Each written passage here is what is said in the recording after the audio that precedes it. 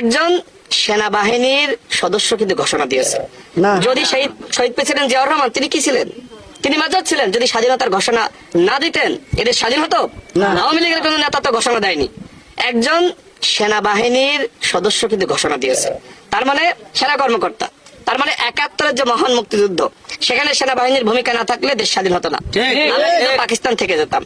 ৯০-এর যে স্বৈরাচার বিরোধী আন্দোলন, সেখানে জেনারেল নুরুদ্দিন কি বলেছিল যে সরি আরশাদ সাহেব, আমি আপনাকে সমর্থন দিতে পারবো না। তার মানে ৯০-এও সেনাবাহিনীর কারণে কিন্তু গণঅভ্যুত্থান সফল হয়েছে। সর্বশেষ ২৪-এও সেনাবাহিনীর কারণে এই গণঅভ্যুত্থান সফল হয়েছে। সেনাবাহিনীর বন্দুকের নল যখন আওয়ামী লীগের দিকে তাক করেছে, ফ্যাসিস্ট পুলিশ হায়নাদের দিকে তাক করেছে, তখনই শুধুমাত্র গণঅভ্যুত্থান সফল হয়েছে। এখন একটি চক্রান্তকারী মহল আজকে সরকারের সাথে সেনাবাহিনীর, জনগণের সাথে সেনাবাহিনীর এক ধরনের সম্পর্ক বিনষ্টের পায়তারা করছে।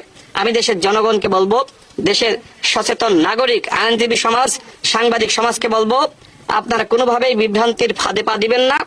এখন এই মুহূর্তে আমাদের দরকার রাষ্ট্র সংস্কার এবং জাতীয় ঐক্য সংহতি। আমাদের ভিতরে একতা বিনষ্ট হয়েছে। যারা বলছে রাষ্ট্র সংস্কার, গণহত্যার বিচারের আগে কোনোভাবে ইলেকশন হবে না, এদেরকে বলবো ভাই ইন্ডিয়া যান, গিয়ে শেখ হাসিনাকে ধরে ফিরিয়ে আনেন। আমরা হাসিনাকে আগামী ১ মাসের ভিতরে ফাঁসি দিতে চাই, আমাদের কথা ক্লিয়ার। গণহত্যার বিচার নিয়ে তালবাহানা চলবে না। গণহত্যার বিচার যদি দীর্ঘমেয়াদী করেন তাহলে কিন্তু এদেশে আওয়ামী লীগের বিচার হবে না। সুতরাং অবশ্যই আগামী ৬ মাসের মধ্যে আওয়ামী লীগের যারা অপরাধী এদের রায় দিতে হবে এবং রায়ের পরে ২-১ মাসের ভিতরে তাদের ফাঁসি দিয়ে গণহত্যার বিচারটা শেষ করতে হবে। তবে সবার আগে এই মুহূর্তে প্রধান উপদেষ্টাকে বলবো যে আমি তো বলেছিলাম, আমি আমার জায়গা থেকে আমি সামাজিক যোগাযোগ মাধ্যমে বা মিডিয়াতে বক্তব্য দিয়েছি যে চীন সফরের আগে আওয়ামী লীগকে নিষিদ্ধ করা সম্ভব। আপনি সকল রাজনৈতিক দল যারা গণঅভ্যুত্থানে ভূমিকা রেখেছে তাদেরকে আপনি ডাকেন, ডেকে মতামত নেন যে তারা আসলে আওয়ামী লীগের নিষিদ্ধ চায় কিনা। প্রধান উপদেষ্টা কি করলেন? তিনি চীনে গেলেন। ঠিক আছে, আমি এখন বলতে চাই চীন থেকে ফিরেই আপনি একটি জাতীয় সংলাপের আহ্বান করবেন। সেই জাতীয় সংলাপে আপনি সকল দল এবং যারা গণঅভ্যুত্থানে ভূমিকা রেখেছে তাদের মতামত নেবেন, স্বাক্ষর নেবেন। আমরা দেখতে চাই কারা আওয়ামী লীগকে পুনর্বাসন করতে চায়, কারা রাষ্ট্র সংস্কার চায় না, কারা গণহত্যার বিচার চায় না।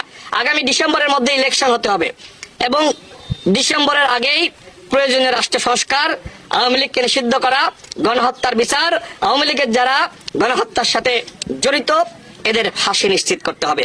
ডিসেম্বরের বাইরে গিয়ে আপনি গণহত্যার বিচার করবেন, আওয়ামী লীগকে নিষিদ্ধ করবেন, রাষ্ট্র সংস্কার করবেন, আমরা কিভাবে বিশ্বাস করব? আপনার গত ৭.৫ মাস আপনি কি করেছেন? কতটুকু রাষ্ট্র সংস্কার করেছেন? প্রধান উপদেষ্টা বিবিসি সাক্ষাৎকারে নিজেই বলেছেন যে রাষ্ট্র সংস্কার তো শুরুই করি নাই। আপনি আর কত সময় চান আমাদের বলেন?